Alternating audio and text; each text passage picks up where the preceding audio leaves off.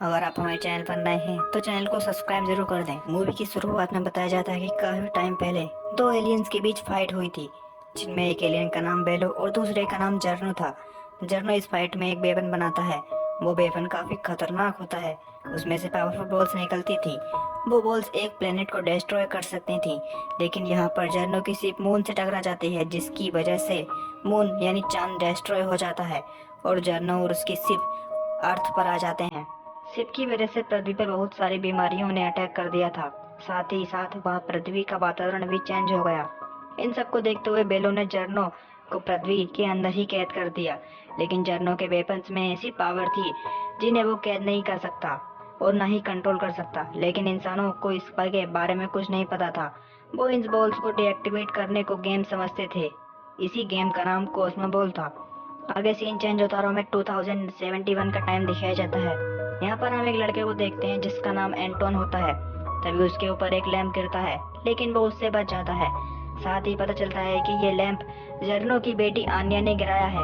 इसके बाद आन्या टेलीपोर्ट होकर अपने डैड से मिलने उसकी शिप पर आई थी। जर्नो को बताया जाता है कि एंटोन की बॉडी में ऐसी पावर्स हैं जो कि किसी खास टाइम पर शुरू होंगी। जर्नो बताता है, मुझे एक नई खोज के लिए उन पावर्स की जरूरत है।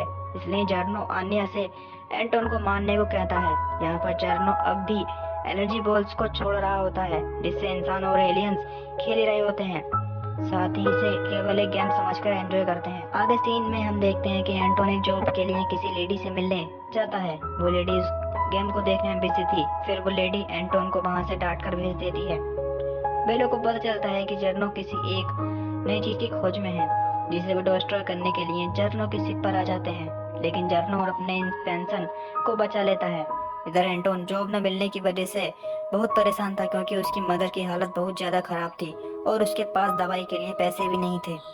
इसके बाद एंटोन दवाई की चोरी के लिए एक मेडिकल शॉप पर जाता है, जहाँ उसकी मदद एक लड़की करती है।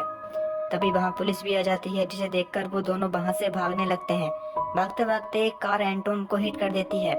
यह पता चलता है कि एंटोन की टेलीपोर्ट होने की पावर एक्टिव हो चुकी है, यानी एंटोन वहाँ टेलीपोर्ट होकर और कहीं चला जाता है। बेलो मून को ठीक करने में बिजी था।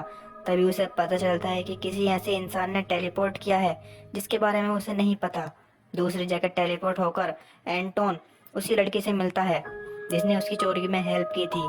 वो लड़की एंटोन को एक टनल में ले जाती है, जहाँ वो एंटोन के कुछ बाल उतार लेती है ताकि वो अपने फादर को दे सके। इसके बाद जर्नो एंटोन का डीएनए लेकर अपने एक्सपेरिमेंट में शुरू करता है, लेकिन उसका एक्सपेरिमेंट काम नहीं करता। फिर जर्नो आन्या से एंटोन को मारने को कह देता है। जब एंटोन अपने घर पर आता है, वहाँ पर कुछ लोग उसका इंतजार कर रहे थे। वो लोग चाहते थे कि एंटोन उनकी टीम को ज्वाइन कर ले। पहले तो एंटोन नहीं मानता, लेकिन जब वो कहते हैं कि वो उसकी मॉम का इलाज कर देंगे, तब एंटोन मान जाता है। इसके बाद वो सब एंटोन को अपनी शिप में ले आते हैं। यहाँ एंटोन के लिए एक रोबोट तैयार किया जाता है, जो सभी प्लेयर्स के लिए जरूरी होता। साथ ही बेलो एंटोन की ट्रेनिंग भी कर रहा था, जिससे उसे उसकी पावर्स कंट्रोल में आ जाएं। शुरू में तो एंटोन को दिक्कत पड़ती है, लेकिन उसमें से एक गर्ल नताशा उसकी हेल्प करती है। बेलो एंटोन से काफी खुश होता है, क्योंकि उसने जल्द ही अपनी पावर्स पर कंट्रोल कर लिया था। यहाँ नताशा एंटोन की मॉम का ख्याल भी रखने लगी थी। साथ ही नताशा एंटोन को भी पसंद करने लगी थी, इसलिए वो एंटोन की मॉम के साथ ज्यादा टाइम स्पेंड करती थी। यहाँ पर एंटोन की मॉम बताती है, जब एंटोन ने जन्म लिया था तभी मून टूटा था और कोई तेज चीज आकर उनकी बॉडी से आकर टच हुई। शायद उसकी वजह से टेलीपोर्ट की पावर एंटोन में आई है। अगले सीन में अन्य एंटोन को मिलने के लिए बुलाती है। यहाँ अन्य उसे अपनी बातों में फंसाकर उसे एक जहरीला फूल दे देती है और कहती है, तुम शिप में जाकर इसे शिप में फिट करोगे तो शिप खराब हो जाएगी। शुरू में तो एंटोन उसकी बात नहीं मानता, फिर आन्या की नाराजगी को देखकर उसकी बात को मान लेता है, क्योंकि एंटन आन्या को पसंद करता था। साथ ही उससे कॉस्मोबॉल खेलने में कोई इंटरेस्ट नहीं था। अगले सीन में सब गेम के लिए रेडी हो रहे थे, लेकिन एंटोन लास्ट टाइम पर गेम खेलने से मना कर देता है, जिसे सुनकर सब परेशान हो जाते हैं। बेलो एंटोन को वहां से ले जाता है और इन बॉल्स के इस गेम की सच्चाई को बता देता है। साथ ही वो ये भी बताता है कि आज तक इंसानों को भी यह बात नहीं पता। वो सभी लोग इसे केवल एक गेम समझते हैं। बेलो एंटोन को यह भी बताता है कि जर्नो को कैद तो कर लिया था, लेकिन वो उसे कोई इन्वेंशन करने से नहीं रोक सकता। अगर उसे उसकी शिप में कुछ हुआ तो अर्थ यानी पृथ्वी भी मून की तरह टूट जाएगी। एंटोन ये बातें सुनने के बाद अपनी गलती का एहसास हो जाता है और उसे ठीक करने का डिसाइड करता है। फिर एंटोन जल्दी से वहाँ चला जाता है जहाँ उसने जहरीला फूल रखा था, लेकिन अब काफी देर हो चुकी थी। वो जहर अब पूरी शिप में फैल चुका था। इसके बाद बेलो सबको शिप से बाहर निकाल देता है और शिप का इमरजेंसी सिस्टम शुरू कर देता है। फिर एंटोन उन कॉस्मोबॉल से लड़ने लगता है और अन्य के बुलाने पर अपना रोबोट एक तरफ रखकर उससे मिलने चला जाता है, जहाँ पर अन्य उसे एक पैरालाइजिंग गैस सुंघाकर पैरालाइज कर देती है। अन्य उसे यहाँ पर भी ये बता देती है कि वो उसे बहुत सालों से जानती है और उसका पीछा कर रही थी ताकि उसकी पावर्स एक्टिव हो सकें। यह अन्य एंटोन से कहती है मैं तुम्हें पसंद करती हूँ। फिर अन्य एंटोन का डीएनए ले जाती है जिसकी जरूरत उसके डैड को होती है। इसके बाद जर्नो एंटोन के डीएनए को अपने एक्सपेरिमेंट में डालता है जिससे वहाँ पर एक क्रिएचर बन जाता है।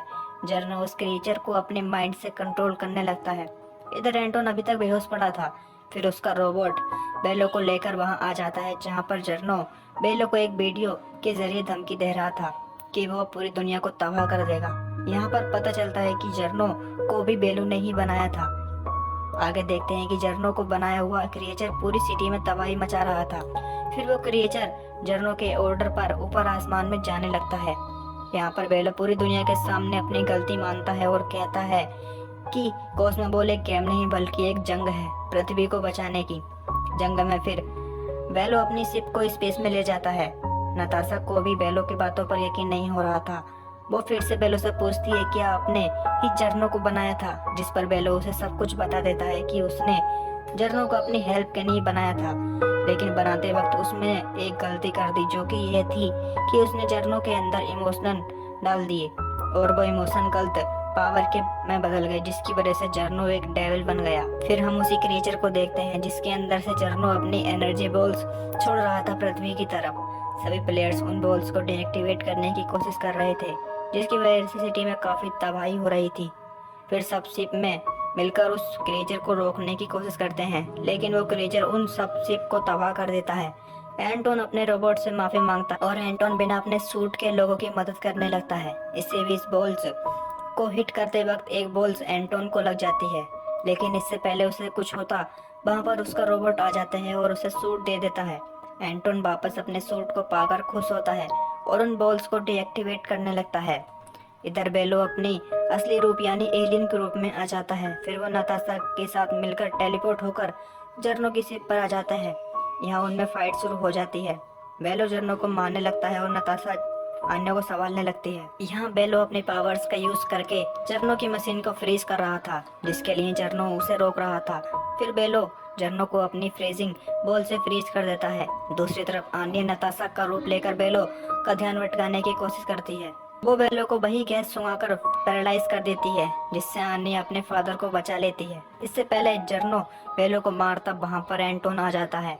आन्या को पकड़ लेता है, लेकिन जर्नो एंटोन को पकड़ने के लिए अपनी बेटी को ही मार देता है और एंटोन को दीवार पर चिपका देता है, जिसकी वजह से वो टेलीपोर्ट भी नहीं हो पाता। फिर जर्नो बेलो को भी मार देता है। मरते वक्त आन्या एंटोन को बताती है ये क्रिएचर तुम्हारे डीएनए से ही बना है, जिसे तुम कंट्रोल कर सकते हो। यह कहकर आन्या मर जाती है। एंटोन यही करता है और अपने पावर्स का यूज करके उस क्रिएचर से जुड़ने की कोशिश करता है। उस क्रिएचर को भी पता चल जाता है कि उसका असली मास्टर एंटोन है। एंटोन के मना करने पर वो क्रिएचर जर्नो के ऑर्डर्स फॉलो नहीं करता। फिर एंटोन जर्नो और उसकी मशीन को सूरज की तरफ फेंक देता है, जिससे वो जर्नो और उसकी मशीन डिस्ट्रॉय हो जाते हैं। एंटोन नताशा को बचा लेता है। पृथ्वी पर देखते हैं कि जर्नो की छोड़ी गई बॉल्स रुक जाती हैं। अब शिप को न्यू कैप्टन नताशा सबको बताती है कि वो इन बॉल्स की पावर्स का यूज करके पृथ्वी पर सही लाइफ ला सकते हैं।